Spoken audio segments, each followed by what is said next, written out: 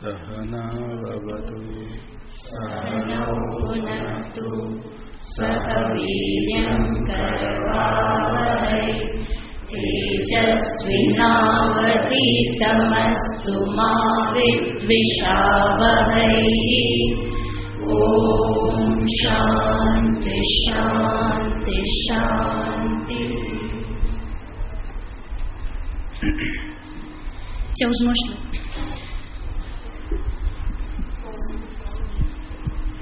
16मो श्लोक। श्री भगवानुवाच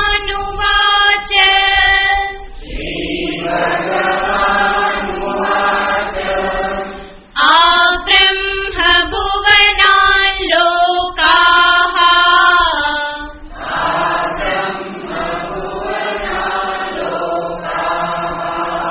पुनरावर्तिनोऽर्जुन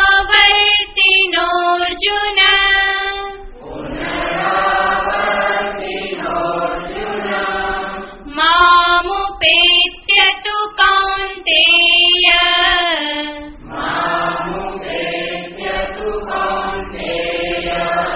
पुनर्जन्म न विद्यते।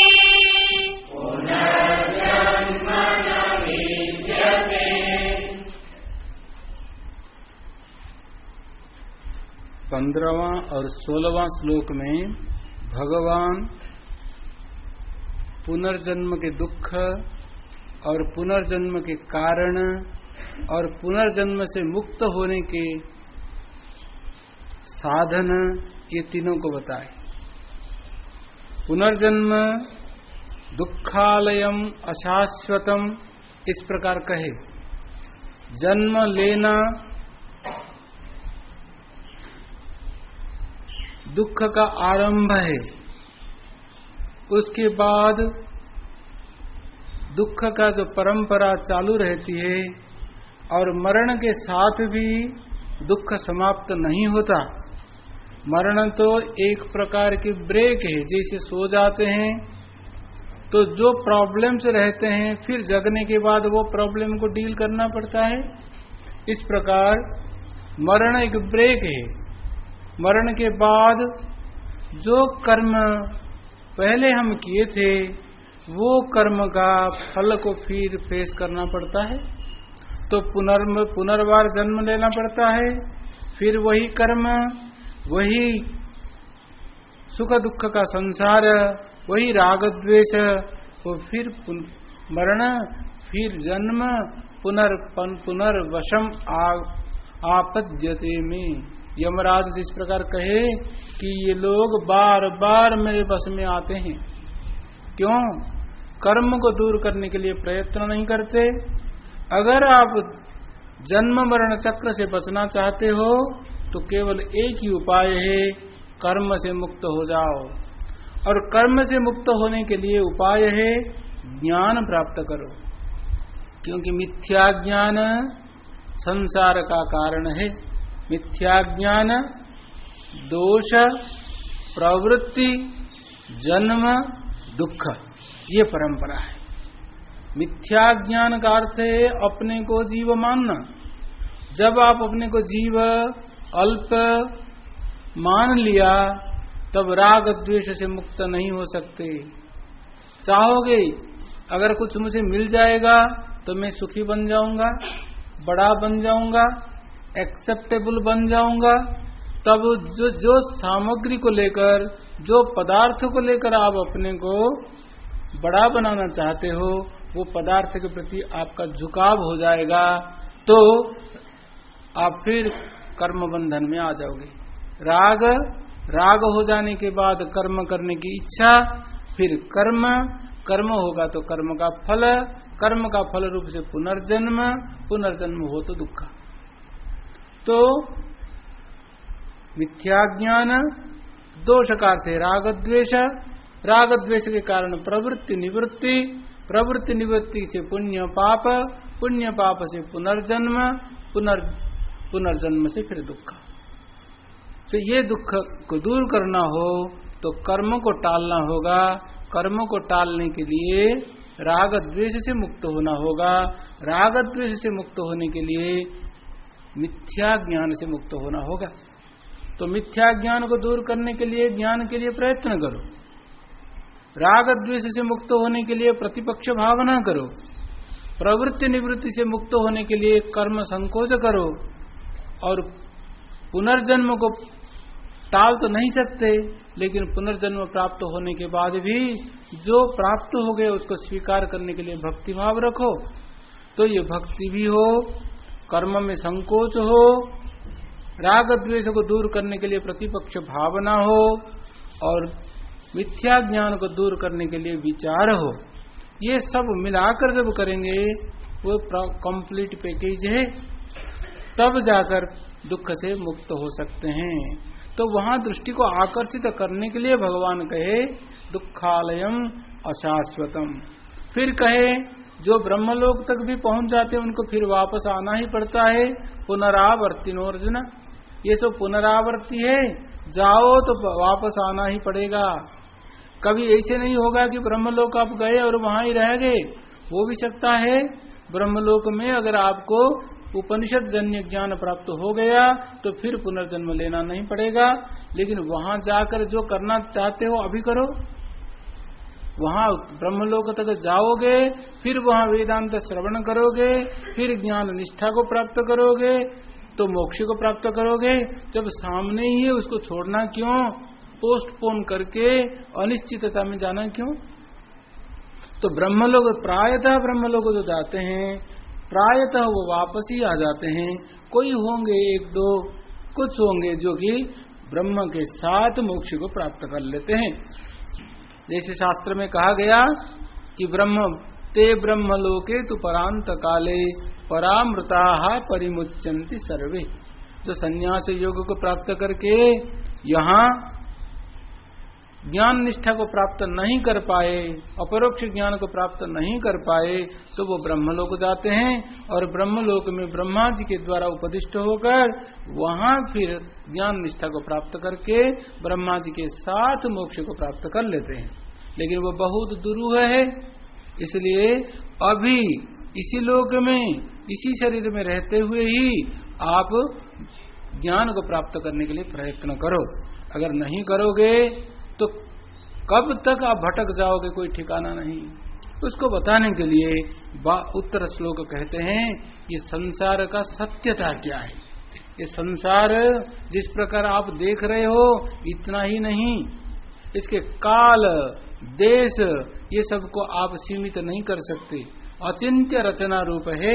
ये अचिंत्य रचना रूप को बताने के लिए नेक्स्ट श्लोक भगवान बताते हैं। सहस्रयुग पर्यन्तम्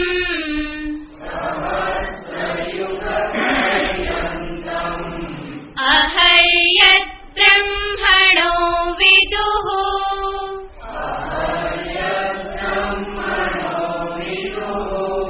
रात्रिं युगसहस्रान्ताम्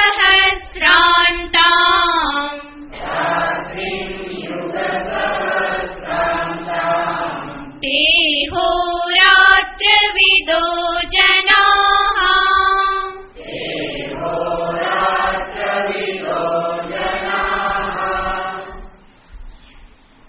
भगवान कहते हैं वो लोग ही सचमुच संसार का स्वरूप रात्रि और दिवस को जानते हैं जो इस प्रकार जानते हैं। रात्रि का अर्थ 12 घंटा नहीं, दिन का अर्थ 12 घंटा नहीं। रात्रि और दिन ब्रह्मा जी के लिए, ब्रह्मा जो कि पहले ही सृष्ट हुए, जब प्रलय था, प्रलय के बाद भगवान के नाभि कमल से उत्पन्न हुए ब्रह्मा, और ब्रह्मा फिर सृष्टि को आरंभ किए। ब्रह्मा फिर सृष्टि समाप्ति होने तक रहेंगे और फिर प्रलय होगा, फिर प्रलय के बाद फिर सृष्टि होगी, फिर सृष्टि और एक ब्रह्मा आएंगे, वो ब्रह्मा फिर सृष्टि को चलाएंगे, फिर प्रलय जब होगा वो जाएंगे। तो ब्रह्मा जब तक रहते हैं वो एक दिन जैसा, ब्रह्मा जो है वो जो सृष्टि चलाते हैं और प्रलय काल में चले जाते हैं, वो ब्रह्मा वो एक प्राकृत प्रलय उसको कहते हैं। प्राकृत प्रलय का तो वो प्रकृति का प्रलय हो जाता है। संपूर्ण ब्रह्मांड जगत, ब्रह्मांड जो है वो संपूर्ण रूप से लीन हो जाता है, कुछ नहीं रहता। एक है दैनंदिन प्रलय। रोज रोज हम जब सोने में जाते हैं, सो जाते हैं, तब भी हमारे लिए जगत प्रलीन हो जाता, जैसे हम देखते नहीं कुछ, लेकिन आप नहीं देखते, दूसरे लोग तो देखते हैं। तो जगत का संपूर्ण ध्वंस नहीं हुआ।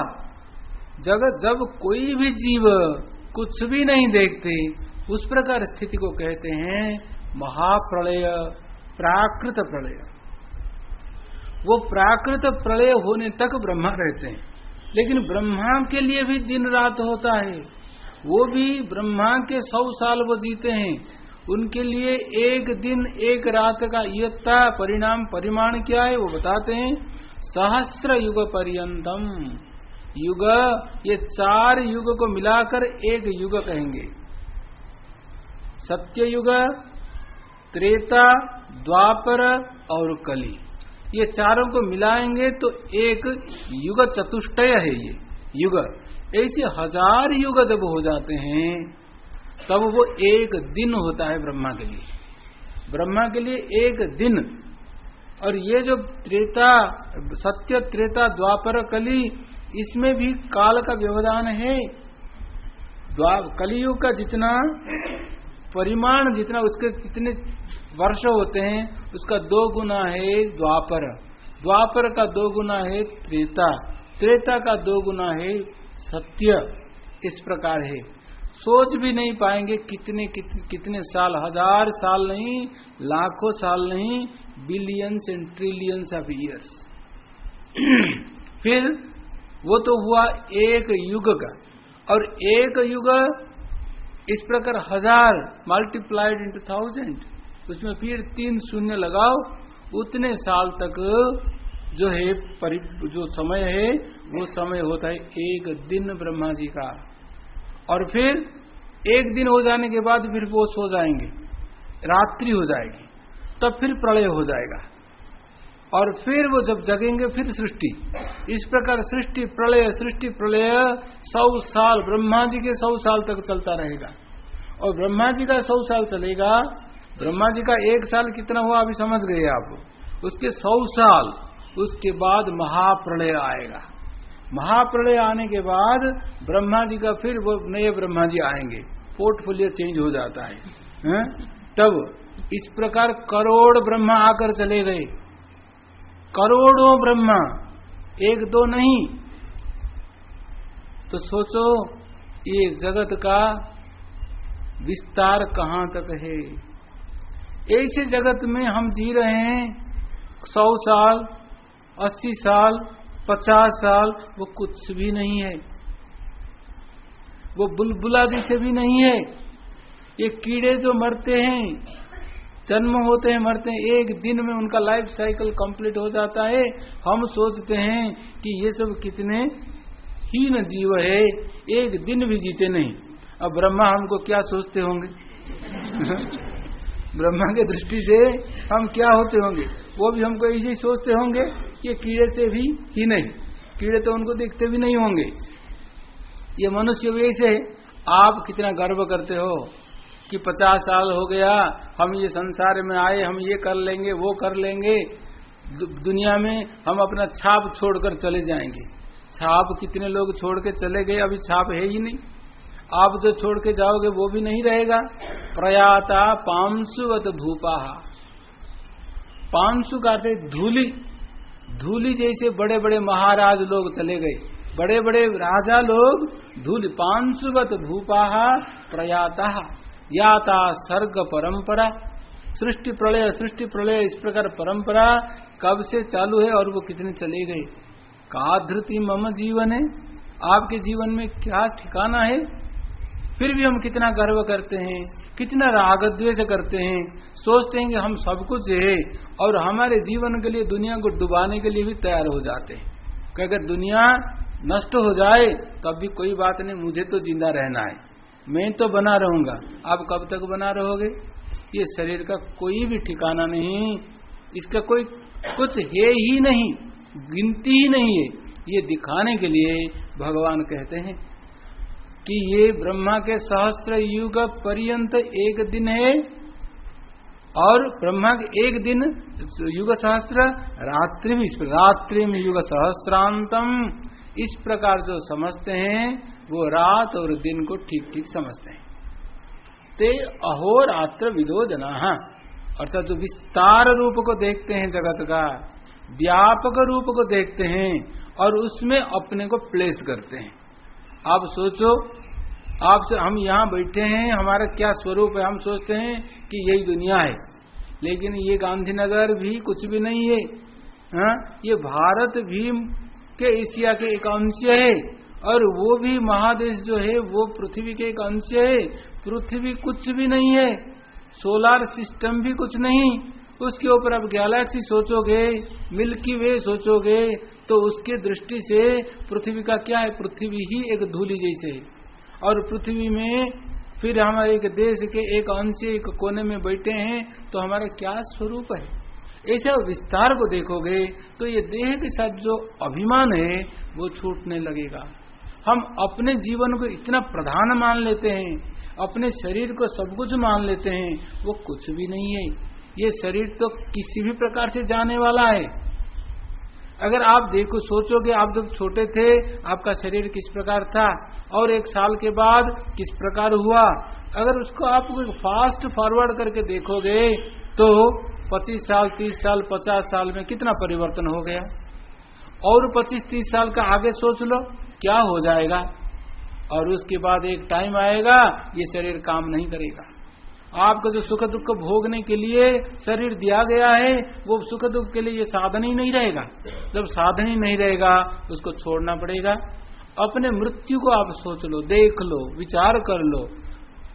जीवन के अल्पता को सोच लेते हैं, जीवन के जो कितना क्षुद्र है उसको सोच लेते हैं, तो ये जो दुराग्रह है, अभिनिवेश है शरीर के साथ, सिचुएशन के साथ, वो सब चला जाएगा। आप जिसको अपना मानते हो, कल इसको और कोई अपना मानता था, कल और कोई उसको अपना मानेगा। सोचो ये जमीन, जिस जमीन पर हम बैठे हैं, ये जमीन को कितने लोग कहे होंगे कि ये मेरी है करके। जनरेशन के सब ऐसे होते हुए, और कितने लोग इसको कहें, भविष्य में भी कहेंगे, फिर भी हमारा वैराग्य नहीं होता। हम जब बैठते हम सोचते हैं ये हमारा है, हमारा ही नहीं, हम जो हमारे जमीन नहीं उसके साथ भी हमारा तादात्म्य हो जाता है कि आपके कब्जे में कुछ दिन रह जाए तो आप बाद में सोचते कि ये तो मेरी जमीन है, छोड़ने के लिए तैयार नहीं, मरने के लिए तैयार हो जाते हैं। कहां तक अभिमान आ जाता है। कभी भोजराज, ऐसे भोजराज के जो चाचा थे मुंज करके, वो मुंज भोज राजा को मारने के लिए तैयार हो गए, जमीन हड़पने के लिए, जब राज्य को ले जाने के लिए, तो उनको ले लिए और उनको मारने के लिए अपने सेना को आदेश दे दिए, सेनापति को। लेकिन सेनापति सोचे थे तो भोजराज बहुत अच्छे थे इसलिए वो मारे नहीं। वो कहे तो राजा का आदेश है और क्या करें। तो कहते कोई बात नहीं, आपको तो राजाज्ञा पालन करना ही होगा, लेकिन उससे पहले मैं एक श्लोक लिख कर देता हूँ, जाके राजा के पास पढ़ लेना, उनको सुना देना, उसके बाद वो जैसे कहते हैं वैसे करो। तो वो भोजराजा जो लिख कर दिए वो सेनापति लाके राजा को दे दिए। राजा पढ़े, वो कहे, वो उसमें लिखे कि कितने महाराजा लोग चले गए, कि कितने लोग, ये कितने राजा होकर चले गए, कोई तो किसी के साथ भी तो पृथ्वी नहीं गई। हे मुंज त्वया यास्यति, आपके साथ तो अभी ये पृथ्वी जाने वाली ही है। तो वो कहते हैं कि मांधा तास नर महीपति त्रेता युग में मांधाता नाम के राजा थे। तो वो महीपति थे, वो पृथ्वी का अलंकार भूत थे। अब वो चले गए, वो नहीं रहे। और उसके बाद राम जो रावण को मारने वाले हैं, सेतुर्येन विरचितः क्वासौ दशस्यांत कहा, वो दशास्य रावण को मारने वाले राम जो कि समुद्र में सेतु बनाए थे वो भी नहीं रहे। अन्ये चापि युधिष्ठिर प्रवृत्तय एव अभुवन, अन्य राजा सब हो गए, युधिष्ठिर नल इत्यादि, वो भी नहीं रहे, किसी के साथ पृथ्वी नहीं गई। नई के नापि समम गता वसुमति मुंजत त्वया यास्यति। हे मुंज, किसी के साथ तो पृथ्वी नहीं गई, मानधाता जो थे वो भी चले गए, उनके साथ नहीं गई पृथ्वी। राम चले गए, राम के साथ भी नहीं गई। युधिष्ठिर चले गए, युधिष्ठिर के साथ नहीं गई। लगता है मुंजा आपके साथ जाएगी। क्यों? आप ये क्षुद्र राज्य के लिए मुझे मारने के लिए तैयार हो जाते हो, पाप करने के लिए तैयार हो जाते हो। तो वो उनके आंख खुल गई, वो सोचने लगी कैसे पाप मैं करने जा रहा हूं। फिर वो उनको राज्य वापस दे दी। अर्थ है जब मोह में हम आ जाते हैं, अपने जीवन को ही सब कुछ मान लेते हैं, अपने जो थोड़ा सुख सुविधा के लिए दूसरों को कष्ट पहुंचाने के लिए तैयार हो जाते हैं, तो हमारी दृष्टि सीमित हो जाती है और उसके साथ साथ पाप कर्म करने लगते हैं और सुख भी मिलता नहीं, सुख की भ्रांति से पाप करने लगते हैं। तो वो संसार के अनित्यता, जीवन की अनित्यता, सुख के अनित्यता, ये सब को दिखाने के लिए भगवान कैसे कहते हैं। डराने के लिए खाली नहीं, वो डर के कारण आपके मन में पाप के प्रति भय आ जाए। क्यों? जो रहेगा नहीं उसके लिए पाप क्यों करूंगा? जो पाप करके धन कमाओगे और धन आपके साथ जाएगा नहीं, पाप रह जाएगा। क्यों वो धन कमाना? पाप आपके साथ लगा रहेगा, पाप आपको छोड़ेगा नहीं जब तक आप उसका फल नहीं भोगोगे। ये तो कर्म का फल वेट करता रहेगा, चाहे वो 100 जन्म हो जाए, कल्प कोटि शतान्यपि ना भुक्तम क्षीयते कर्म। भोग किए बिना कर्म छूटता नहीं, इसलिए पाप नहीं करना। और पुण्य कर्म करो, पुण्य कर्म करोगे तो नहीं कि पुण्य का फल भोगोगे, पुण्य के कर्म के फल रूप से आपका अंतःकरण शुद्ध होगा, विचार होगा और कर्म बंधन से आप छूट जाओगे ज्ञान को प्राप्त करके। इसलिए पुण्य कर्म करना, इसलिए भगवान स्वरूप बताए। उसके बाद कहते हैं क्या होता है, ये जो करोड़ करोड़ जनता है, जीव है, billions of living animals, living plants, animals, ये सब तो लिविंग क्रीचर्स है, उनका क्या होता है, संसार का भी मानचित्र देते हैं भगवान नेक्स्ट श्लोक में। अव्यक्ताद्व्यक्तयः सर्वाः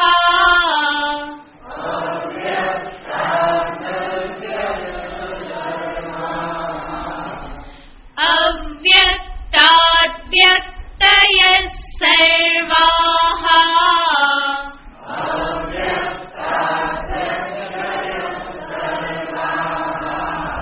प्रभवन्त्यः रागमे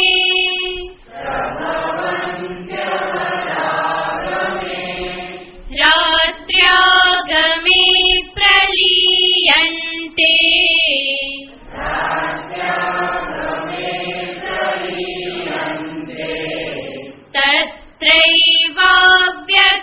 तत्रैवाव्यक्तसंज्ञके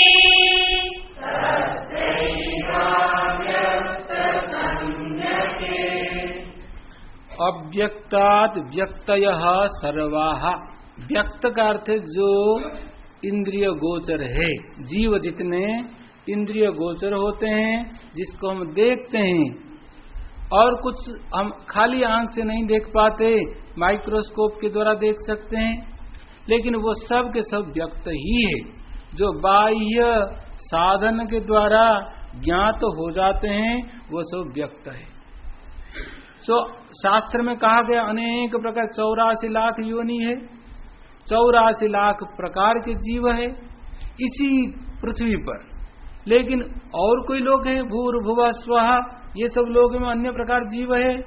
और पाताल, वितल, सुतल, रसातल, तलातल, वहां भी और कुछ जीव है। ये सब जीवों को कहा गया यहाँ व्यक्त। ये व्यक्त जितने जीव है वो सब के सब लीन हो जाते हैं। खाली व्यक्त जीव नहीं, जो व्यक्त पदार्थ भी, पहाड़ पर्वत भी, पत्थर भी, ये सब भी व्यक्त ही है, वो भी लीन हो जाते हैं। कहाँ? अव्यक्त में लीन हो जाते हैं। तो उससे पहले आपको वेदांत का जो प्रक्रिया उसको थोड़ा समझना चाहिए। वेदांत में जगत को समझाने के लिए इस प्रकार कहा गया। एक तो है प्रत्यगात्मा चैतन्य, जो व्यक्त अव्यक्त होता नहीं, उसमें कभी परिवर्तन होता ही नहीं। जैसे आकाश हम देखते हैं, अभी आकाश में कोई परिवर्तन होता नहीं। जल वाष्प होकर ऊपर चला जाता है, बादल होकर बरस जाता है, बर्फ बन जाता है। पानी में परिवर्तन है, पानी कभी वेपर बन जाए, कभी बर्फ बन जाए, लेकिन आकाश कभी ऐसे नहीं बनता। ये भी एक्सटेंड करो, जैसे आकाश दृष्टिया जल में विकार है, लेकिन आकाश में विकार नहीं जल दृष्टिया। इस प्रकार प्रत्यगात्मा चैतन्य ब्रह्म की दृष्टि से माया में विकार है, लेकिन माया दृष्टिया ब्रह्म में विकार नहीं। तो ब्रह्म को भी हम कहते हैं अव्यक्त और माया को भी हम कहते हैं अव्यक्त, लेकिन ये पर अव्यक्त है ब्रह्म, माया पर अव्यक्त नहीं। माया कभी व्यक्त हो जाती है, कभी अव्यक्त रहती है। तो यहाँ कहते हैं माया रूप अव्यक्त को लेकर कहते हैं अव्यक्ताद व्यक्तयः सर्वाः। संपूर्ण जगत, ये जो नाम रूप, ये रूप रस गंध शब्द स्पर्शात्मक जगत संपूर्ण रूप से विलीन हो जाता है। जैसे जल वेपर हो जाने के बाद उसको हम देखते नहीं, वाष्प हो जाने के बाद वो कहाँ जल था अभी दिखता नहीं, इस प्रकार संपूर्ण जगत अव्यक्त हो जाता है, लेकिन नष्ट नहीं होता, अव्यक्त होकर रहता है। वो जो अव्यक्त अवस्था, उसको हम कहते हैं माया, प्रकृति, अव्यक्त, अव्याकृत, भिन्न भिन्न नाम देते हैं। और पुराण में उनको कहते हैं वो महाशक्ति, देवी, आदिमाता इत्यादि शब्द के द्वारा उसको ही कहते हैं महाशक्ति। तो वो अव्यक्त से ये व्यक्त सब जितने जीव है सब आ जाते हैं बाहर। कब? जब दिन होने लगता है, दिवस। ब्रह्मा जी के दिवस जब शुरू हो गया, जब उनके लिए जैसे सूर्योदय हुआ, उनके लिए ये सूर्य उनके लिए उदय नहीं होता, ये तो हमारे लिए है। तो उनके लिए जो प्रातः काल होने लगा, तब ये सब जीव अव्यक्त से बाहर निकल आए। और उनके लिए जब संध्या होने लगती है, रात्रि आगमन के काल में, फिर जाकर वो लीन हो जाते हैं अव्यक्त में। तो अव्यक्त से बाहर आ जाते हैं और फिर अव्यक्त में जाके लीन हो जाते हैं। इस प्रकार जीव असहाय होकर अव्यक्त में चले जाते हैं और असहाय होकर अव्यक्त से बाहर आ जाते हैं। जैसे हम असहाय होकर नींद में चले जाते हैं और असहाय होकर नींद से बाहर आ जाते हैं। कभी हम नहीं चाहते हैं सोने के लिए, फिर भी नींद आ जाती है, नहीं चाहते वो जगने के लिए, फिर नींद खुल जाती है। क्यों? हम असहाय है, वो कर्म तंत्र है। आपके परमिशन लेकर नींद आती नहीं, नींद जाती नहीं। नींद आने के पीछे कर्म है, जाने के पीछे कर्म है। कर्म जब नींद आने की कर्म है, आप कहीं भी रहो नींद आ जाएगी। और कर्म जब समाप्त होगा, विदाउट अलार्म आप उठ जाओगे, जग जाओगे। कभी कभी अलार्म बजे तब भी जगते नहीं, कभी बिना जग जाते हैं। क्यों? कर्म खत्म हुआ। तो जिस प्रकार नींद में जाना, नींद से बाहर आना अपने आप हो जाते, प्रकृति अधीन है, आप स्वाधीन नहीं। इस प्रकार सब के सब जीव प्रकृति में लीन हो जाते हैं, फिर प्रकृति से बाहर आ जाते हैं। अव्यक्ताद व्यक्त यह सर्वा प्रभवंती अहरागमे। अह करते जो दिन आरंभ हुआ, तो दिन आरंभ में सब बाहर आ जाते हैं। ये ब्रह्मा के लिए दिन है, हमारे लिए नहीं। और ब्रह्मा के लिए जब रात्रि आने लगे तो सब चले जाते हैं। ये बताकर भगवान हमको यहाँ कहना चाहते हैं कि हम असहाय है और हमारा जीवन अति क्षुद्र है, इसको समझो।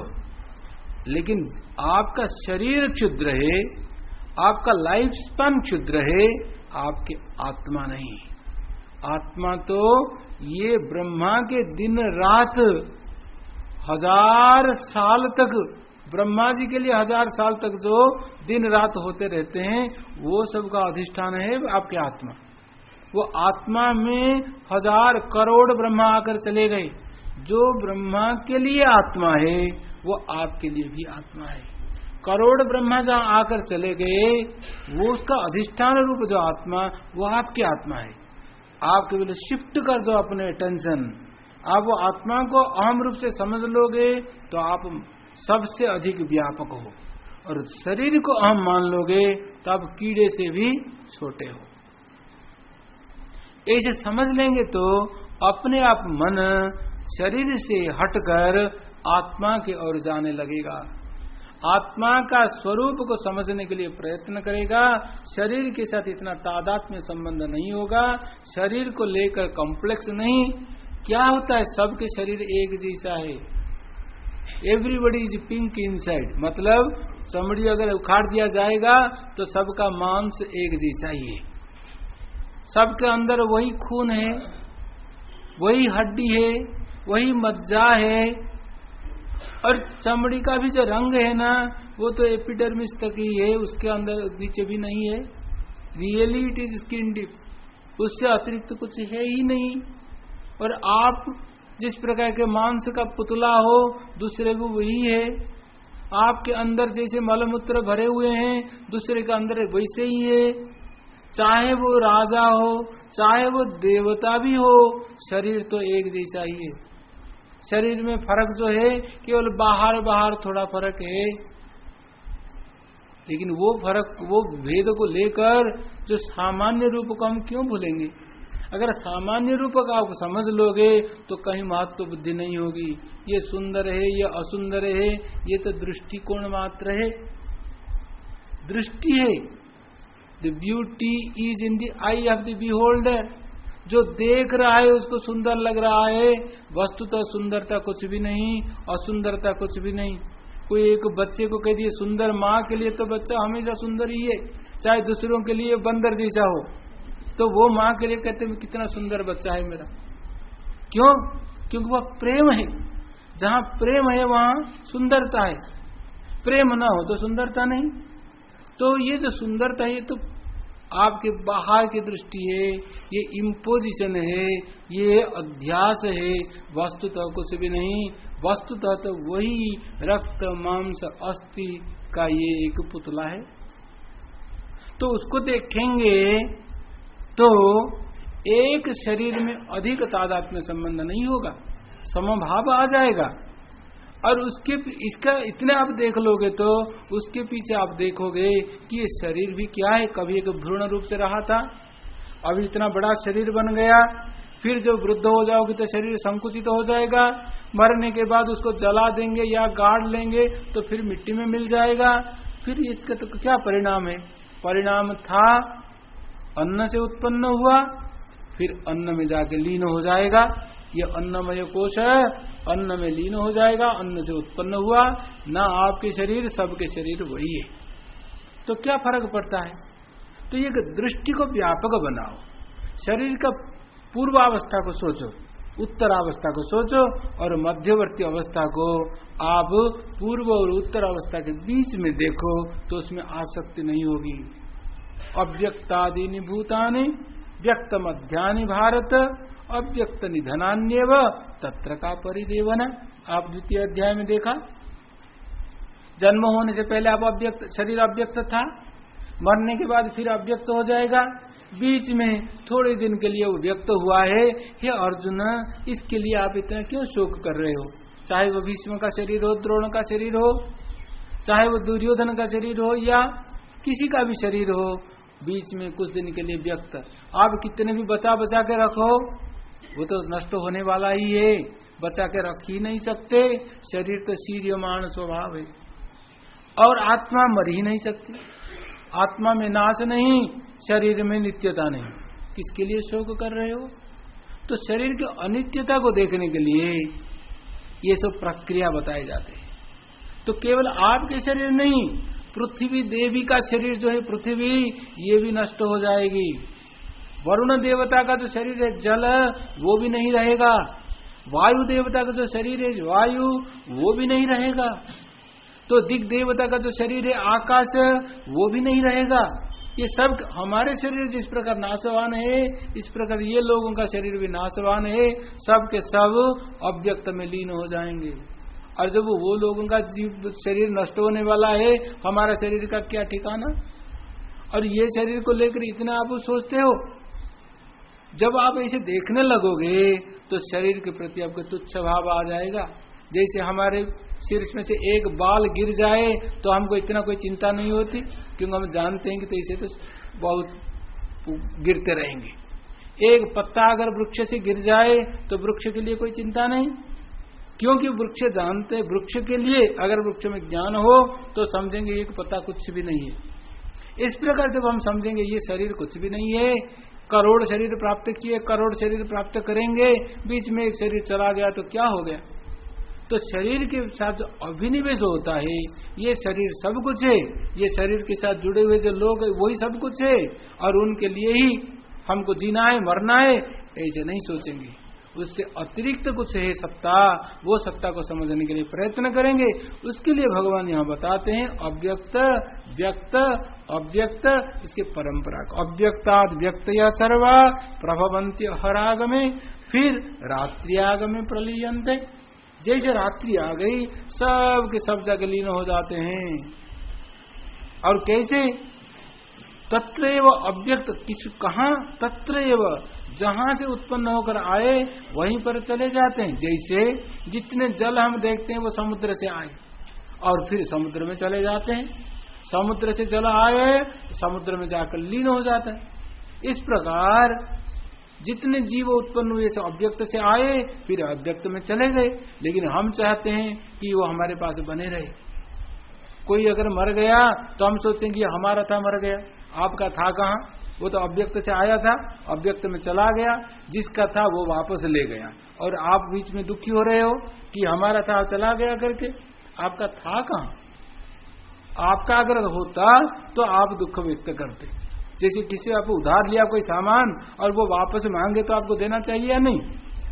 अरे कहोगे कि क्यों देना, अब आप अभी तो ये हमारा है, ऐसे कहेंगे या नहीं? आपका ही था, आप वापस ले लो, ऐसे कहेंगे। बल्कि देकर आपको खुश हो जाना चाहिए, अभी हमको केयर लेने का जरूरत नहीं, आपके सामान आपके पास पहुंच गए। लेकिन हम ऐसे नहीं सोचते, कोई मर गया तो आपके सामान आपके पास पहुंच गया है भगवान करके। हम सोचते कि हम तो छीन कर आप ले लिया। हम जाके कितने कहते हैं भगवान में कोई दया नहीं है, करुणा नहीं, देखो वो तो यौंग था मर गया, हमसे ले लिए।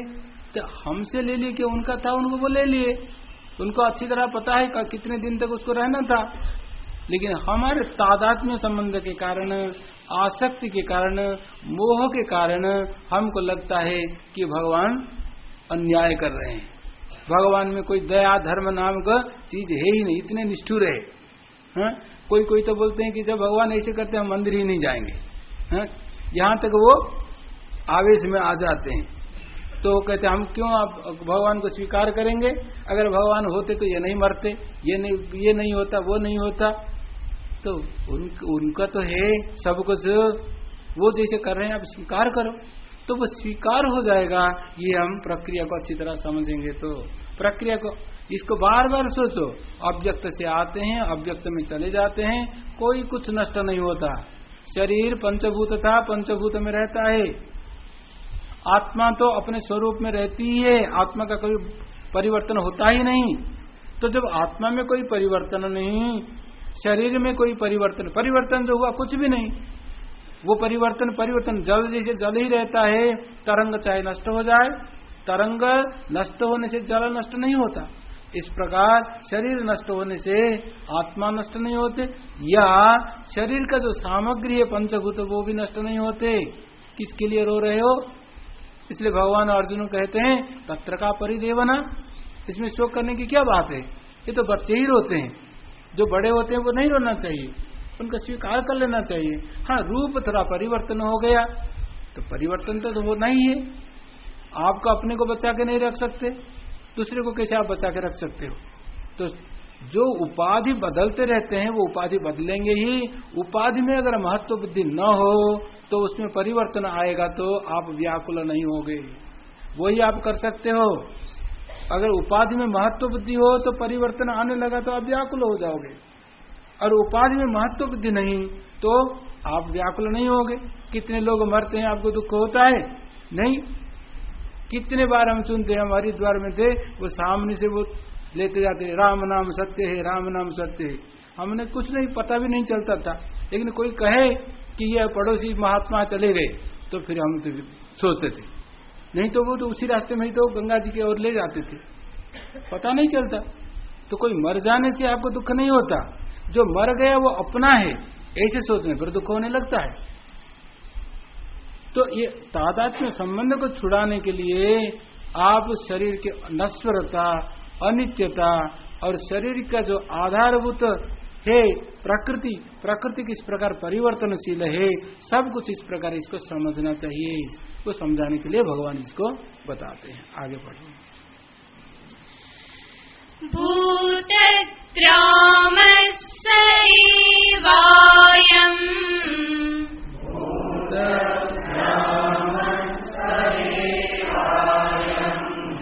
भूत्वा भूत्वा प्रलीयते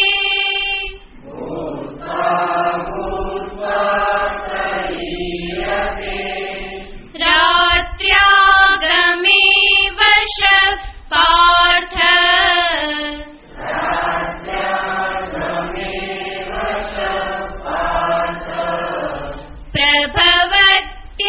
प्रभवत्यहरागमे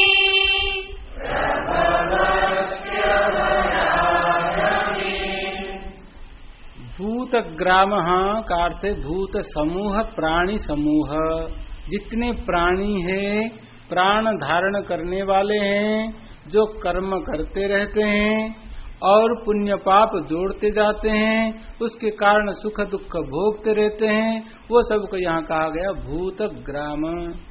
वो भूतग्राम स एव अयम भूत्वा भूत्वा प्रलीयते, बार बार बन बन कर नष्ट होते जाते हैं।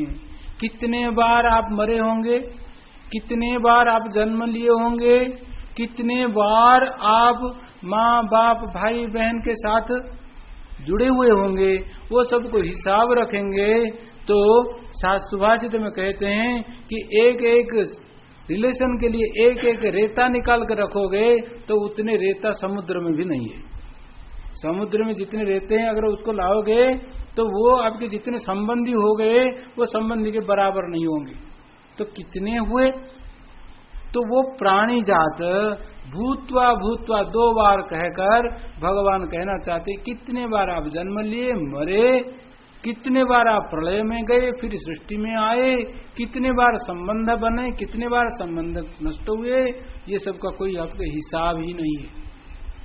प्रलीयते भूत्वा भूत्वा प्रलीयते, सएव जो नष्ट हुए वही आ जाते हैं। नहीं जो यहाँ टेक्निकली कहा जाता है कि जैसे कोई कर्म किया अकृत अभ्यागम कृत विप्रणाश दोष लग जाएगा।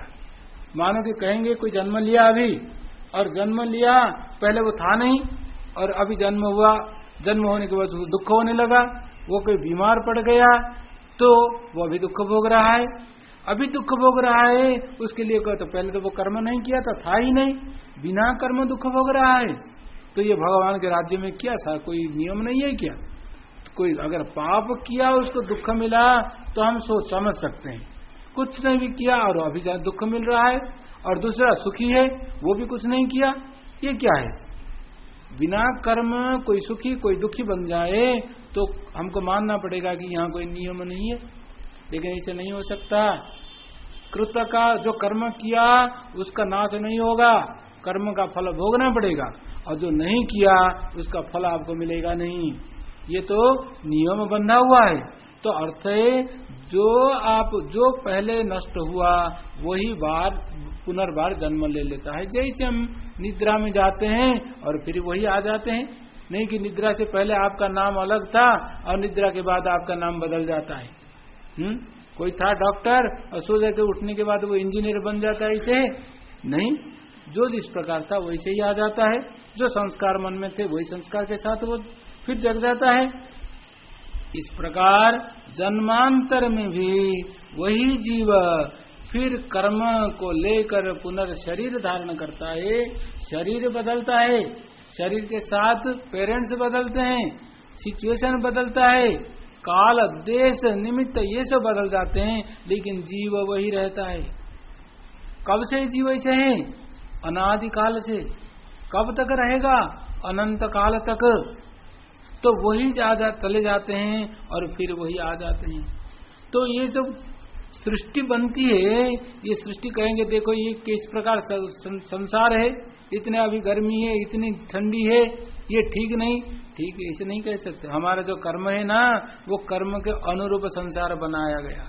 जैसे हमारा कर्म उस प्रकार इस प्रकार संसार न बनाया जाता तो कर्म फल नहीं मिलता। कर्म appropriate exactly whatever we deserve that only we have।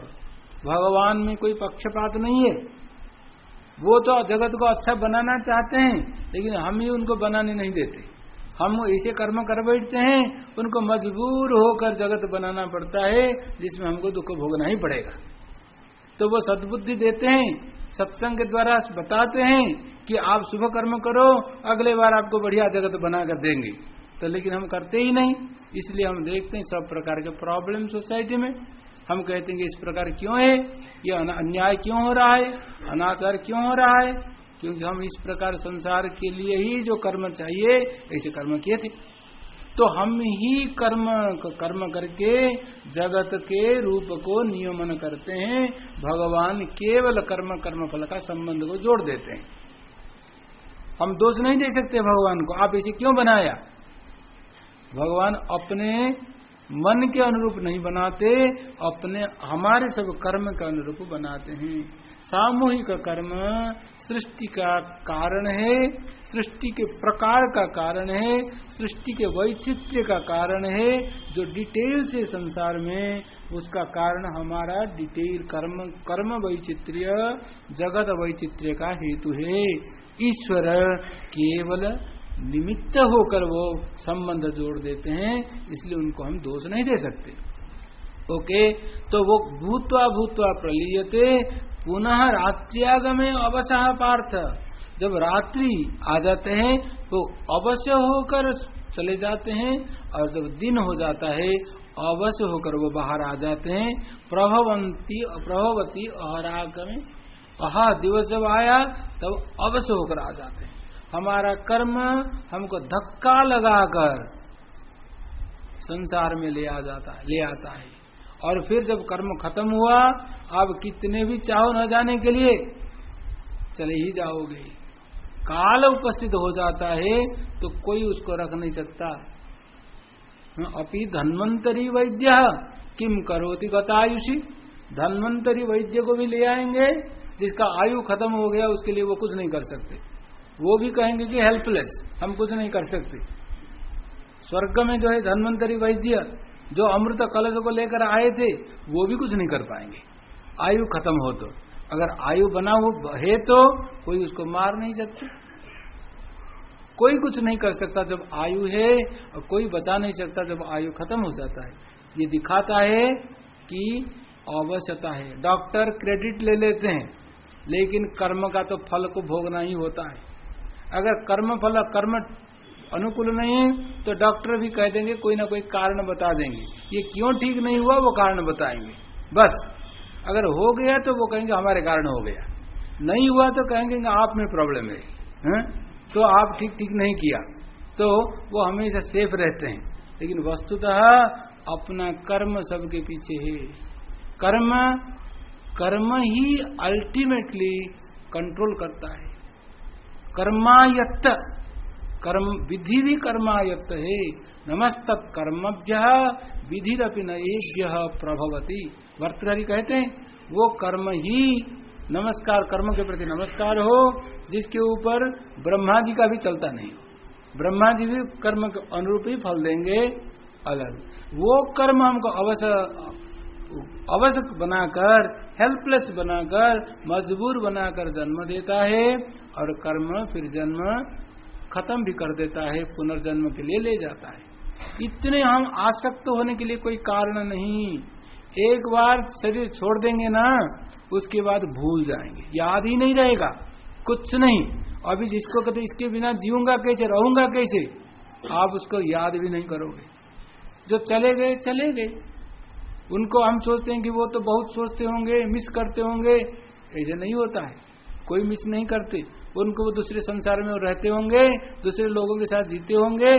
आप अभी मिस कर रहे हो, लेकिन वो नहीं मिस करेंगे, उनको याद भी नहीं होगा। आप सामने प्रकट भी हो जाओगे तो उनको लगे कि आप कहां से आ गए, आप कौन हो। भागवत में स्टोरी आता है, ये रोने लगे कोई, इसको बेटा मर गया था, तो उसको लेकर गए यमभुवन में, कहते आप बेटे को, तो यही बेटा है आपका, देखो जाओ बात करो। तो वो बेटे को पूछा गया, बोला गया कि आपके बाप आए हैं मिलने के लिए।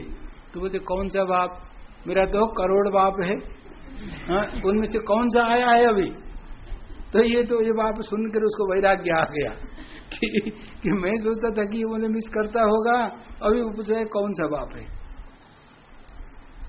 वस्तु तो सत्य वही है, हम नहीं समझते इसलिए आसक्ति होती है। जीवन क्षणिक होने पर भी आत्मा क्षणिक नहीं, शरीर क्षणिक है, आत्मा क्षणिक नहीं। कर्म अपने साथ चलता है और कर्म को हम बिगाड़ देते हैं आसक्ति के कारण। आसक्ति न हो तो कर्म ठीक होगा, कर्म ठीक होगा तो धीरे धीरे आप सत्कर्म के कारण अंतःकरण को शुद्ध करके ज्ञान को प्राप्त करोगे तो कर्म बंधन से मुक्त हो जाओगे। ये सब तात्पर्य है। केवल ये सब व्यक्त से अव्यक्त हो जाते हैं, अव्यक्त से व्यक्त हो जाते हैं, रात्रि दिवस ये सब हिसाब के लिए नहीं। ये सब के कारण आपको वैराग्य आना चाहिए, आसक्ति कम होना चाहिए। संसार में ये सब तो पपा संभाष, जैसे भागवत में कहा गया, प्याऊ में मिल जाते हैं लोग, यहाँ से आते हैं कोई, वहां से आते हैं कोई, और वहां पानी पीते हुए एक दूसरे को पूछ लेते हैं आप कहाँ से आए, आपका नाम क्या है, आप क्या करते हैं, और कब तक बात करेंगे। 2-3 मिनट, उसके बाद ये अपने रास्ते में चले जाते हैं, वो अपने रास्ते में चले जाते हैं। ऐसे ही फिर अभी तद्वत भूत समागम, अभी वाइफ हस्बैंड भी इस प्रकार ही है, ब्रदर सिस्टर भी इस प्रकार ही है, सन फादर भी इस प्रकार ही है। वहाँ 2 मिनट के लिए या 5 मिनट के लिए आप बात करते हो, या 5 साल 50 साल के लिए बात करते हो, बस। उसके बाद अपने अपने रास्ते में जाना ही होगा। जब अपने अपने रास्ते में जाना ही होगा तो इतना आसक्त क्यों बन जाते हो, क्यों सोचते हो कि यही सब कुछ है करके। उससे पहले भी आप थे, उसके बाद में भी आप रहोगे, तो अभी तो केवल निर्वाह कर लो कर्तव्य, लेकिन ये सब कुछ इतना ही है इसे नहीं सोचना।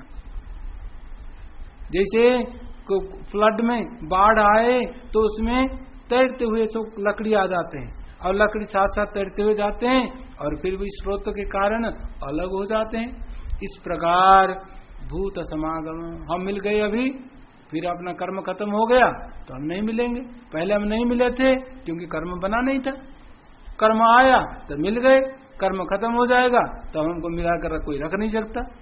तद्वत भूत समागम, जो आया उसको स्वीकार करो, जो चला गया उसको भी स्वीकार करो। यही दिखाने के लिए अवसह कहे। पार्थ है पार्थ प्रभवती अहरागमे, दिन आते हुए सब जीव फिर आ जाते हैं, फिर रात्रि आते ही सब जीव फिर लीन हो जाते हैं। इस प्रकार चलता रहता है सिलसिला। नेक्स्ट श्लोक। परस्तस्मात्तु भावोऽन्यो व्यक्तो व्यक्तात् सनातनः।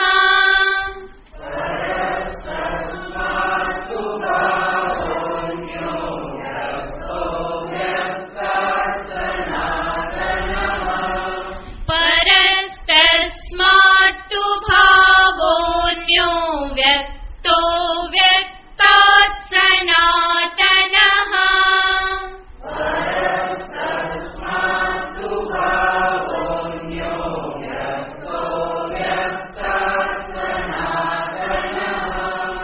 यस्य सर्वेषु भूतेषु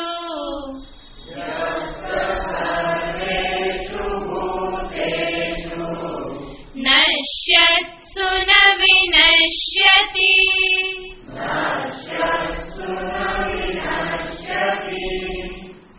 अभी भगवान अपना तात्पर्य को स्पष्ट करते हैं। अभी पूर्व 2-3 श्लोक में भूमिका बनाए, इसलिए कि ये बताने के लिए कि आत्मा जो है उसका कभी नाश नहीं होता, आत्मा के अतिरिक्त पदार्थ स्थिर नहीं रहते। अस्थिरता, अनात्मा के अस्थिरता को बताने के बाद आत्मा की एक रूपता, स्थिरता, अविनाशी स्वरूप, अविक्रिय स्वरूप को बताते हैं। और यही आत्मा मैं हूं इसे समझ जाएंगे तो हमारा जीवन कृतकृत्य हो जाएगा। वो कृतकृत्य कराने के लिए आत्मा के और दृष्टि को आकर्षित करते हैं। आत्मा के और दृष्टि को आकर्षित करने के लिए अनात्मा का स्वरूप को भी विचार करना आवश्यक है। अनात्मा का स्वरूप कहकर उसमें वैराग्य उत्पन्न कराकर आत्मा का प्रतिपादन करते हैं। भगवान कहते हैं पर तस्मात्तु, जो अव्यक्त, जिसमें संपूर्ण जगत विलीन हो जाता है, जिसमें से फिर जगत उत्पन्न होता है, जो बार बार बदलता रहता है, जैसे वाटर साइकिल है, इस प्रकार ये वर्ल्ड का एक साइकिल है, जगत का साइकिल है। इवोल्यूशन होता है, डिवोल्यूशन होता है, विकास होता है, संकोच होता है, ये चलता ही रहता है। ये विकास अवस्था में उसको कहते हैं हम व्यक्त, और संकोच अवस्था में उसको कहते हैं अव्यक्त।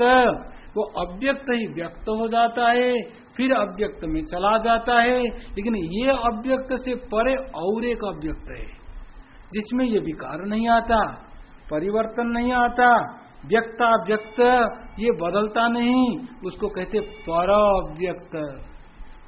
पर उसको कहे परह तस्मात्तु भावः अन्यः, और एक भाव है, और एक पदार्थ है, और एक तत्व है जो ये अव्यक्त तत्व से परे है, माया से परे है, अव्याकृत से परे है। त्रिगुणात्मिका जो माया है, संपूर्ण जगत का जो उपादान कारण है, उससे परे जो है तत्व, उसको भी अव्यक्त ही कहें, क्योंकि वो भी तो दिखता नहीं, व्यक्त तो नहीं होता। व्यक्त कहते चक्षुरादि इंद्रिय का गोचर न बनना अव्यक्त है। आत्मा भी अव्यक्त है, माया भी अव्यक्त है। लेकिन माया कभी कभी व्यक्त हो जाती है, आत्मा कभी इस प्रकार व्यक्त नहीं होता, इसलिए वो पर अव्यक्त है, वो सनातन है, सर्वदा एक रूप है, उसमें कभी विकार नहीं आता। लेकिन वो विकार वाली जो माया है वो माया का अधिष्ठान है, तो वो जो है उसकी ओर दृष्टि को लेते। अन्य अव्यक्त, अव्यक्तात् अन्य भाव, उसका भी नाम अव्यक्त ही है, वो सनातन है।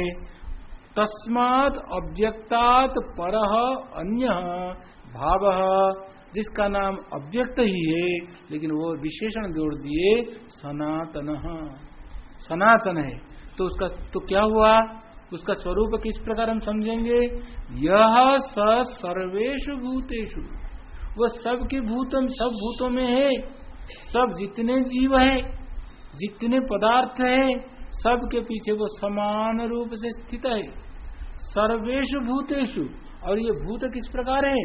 नश्यत्सु, नाशवान जो भूत है, ये नाशवान भूत के पीछे जो नित्य उपस्थित है। नश्यत्सु न विनश्यति, वो विनाश को प्राप्त नहीं होता, विनाश को प्राप्त हुए बिना संपूर्ण विनाशी जगत के पीछे जो रहता है। जैसे आकाश नष्ट नहीं होता, आकाश में सब बदलता रहता है, बादल बनते हैं, बारिश होकर पानी नीचे आ जाता है, नदी में बहने लगता है, समुद्र तक पहुंचता है, तो समुद्र में, समुद्र को भी आकाश स्थान देता है, नदी को भी स्थान देता है, बादल को भी स्थान देता है। तो चाहे जल कहीं भी रहे, आकाश में ही रहता है जल।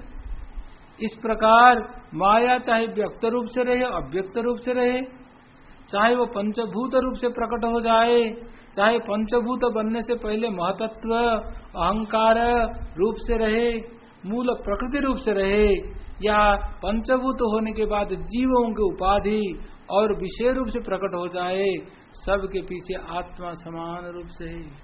वो जो समान रूप से आत्मा है, उसको जो देख लेते हैं वो जीवन मुक्त हो जाते हैं, और वो देखना ही समदर्शन है। ईक्षते योग युक्तात्मा सर्वत्र समदर्शन।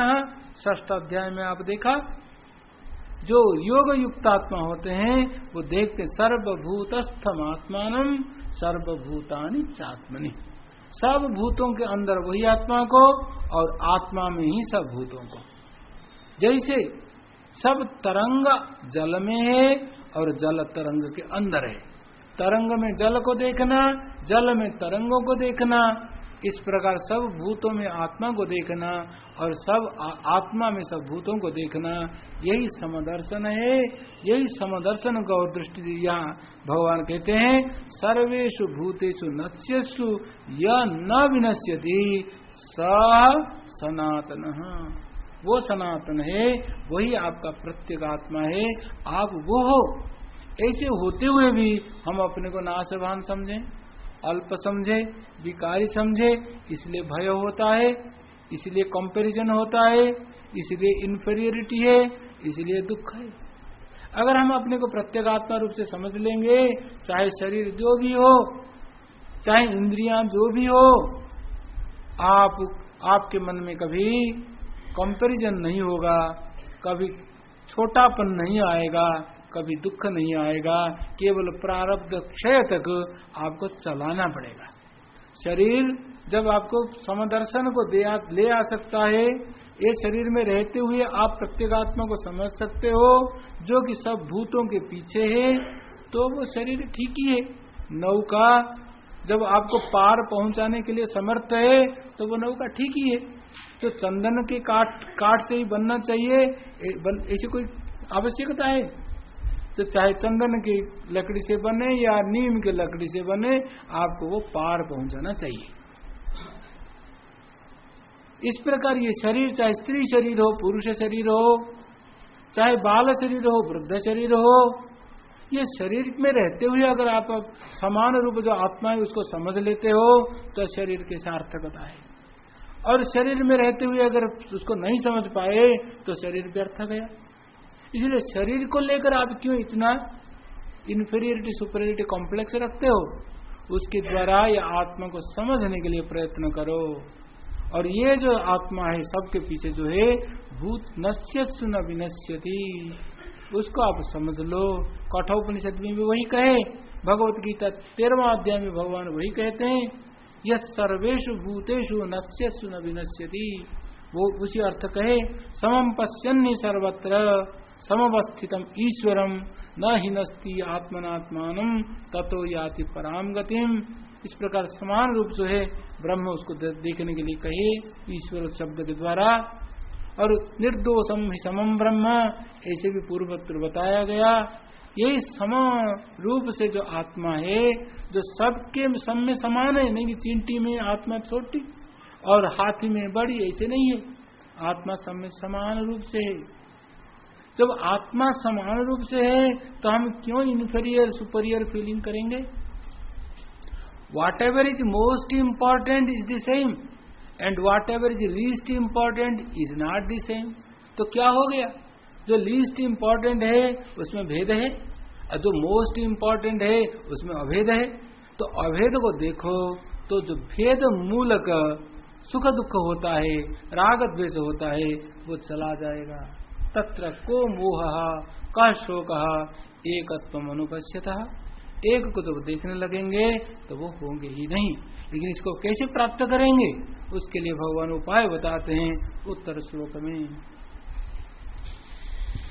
अव्यक्तोऽक्षर इत्युक्तः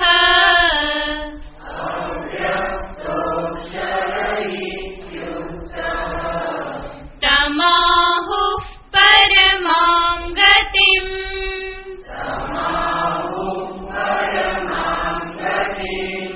यं प्राप्य न निवर्तन्ते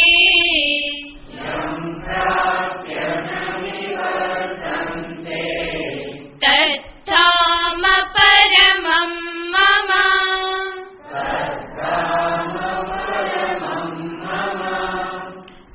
इसके उत्तर श्लोक में भगवान उपाय बताएंगे, लेकिन ये श्लोक में स्वरूप बताते हैं। पर तस्मात् तो भावोन्यत करके जो तत्व को बताए उसको ही कहते हैं अक्षर। अक्षर न क्षरति, जिसका कभी परिणाम विपरिणाम नहीं होता, विकार नहीं होता, अपक्षय नहीं होता, तो नाश भी नहीं होता, वो तत्व है अक्षर तत्व, परमात्मा सनातन अव्यक्त। अव्यक्त अक्षर इति उक्तः तम आहुः, उसको ही मुनयः, कवि लोग, मुनि लोग, योगी लोग कहते हैं परमाम गतिम। गति जो हम जहाँ पहुँचना चाहते हैं उसको कहते हैं गति। हम कहाँ पहुँचना चाहते हैं? हम सुख शांति को प्राप्त करना चाहते हैं। सामान्य रूप से जीव सुख चाहते हैं, शांति चाहते हैं। जो स्थिति में पहुँचने के बाद सुख शांति की चरमावस्था है उसको ही कहते परमागति। तो उसको कहते तस्यैव शाश्वतीम, शाश्वती शांति ही। तो उसी के लिए ही जो ये आत्म तम आत्मस्थम ये अनुपश्यन्ति धीराः तेषाम शांति ही शाश्वती नेतरेषाम। तम आत्मस्थम ये अनुपश्यन्ति धीराः तेषाम सुखम शाश्वतम न इतरेषाम। कठोपनिषद में कहे जो ये आत्मस्थ, ये शरीर में जो प्राप्त है आत्मा, उसको अच्छी तरह समझ लेते हैं। ये शरीर के अंदर ही तो अहम अहम रूप से प्राप्त है, उसको जो समझ लेते हैं परम गति रूप से, शांति सुख के साधन रूप से, तो वही सुख शांति को प्राप्त करते हैं और वही परम गति है। सा वो विष्णु के परम धाम है, सा काष्ठा सा परागति। जिसको प्राप्त करने के बाद और कुछ प्राप्त करने के लिए इच्छा नहीं होती, जहां स्थित होने के बाद दुख के लिए डर नहीं होता, वो स्थिति ही परम गति है। यम प्राप्य, जहां प्राप्त, जिसको प्राप्त करने के बाद फिर जीव संसार में वापस नहीं आता। यम प्राप्य न निवर्तन्ते तद्धाम परमम मम। भगवान कहते वो मेरा परम धाम है, वो मेरा स्वरूप है, जिसको प्राप्त करने के बाद फिर जीव को संसार यात्रा करना नहीं पड़ती, संसार यात्रा नहीं होती। वही है जीव को फिर बार बार जाना आना नहीं होता। वो परम धाम है, वो आपका स्वरूप है। वो स्वरूप में निष्ठ हो जाने के लिए भगवान ये सब बताते हैं। उसके बाद भगवान बताएंगे कि कैसे भक्ति के द्वारा उसको प्राप्त करना है। वो आप नेक्स्ट श्लोक, नेक्स्ट क्लास में सुनोगे। ओम पूर्णमद पूर्णमिदं पूर्णात् पूर्णमुदच्यते पूर्णस्य पूर्णमादाय पूर्णमेवावशिष्यते। ओम शांति शांति शांति। हरि ओम श्री गुरुभ्यो नमः। हरि ओम।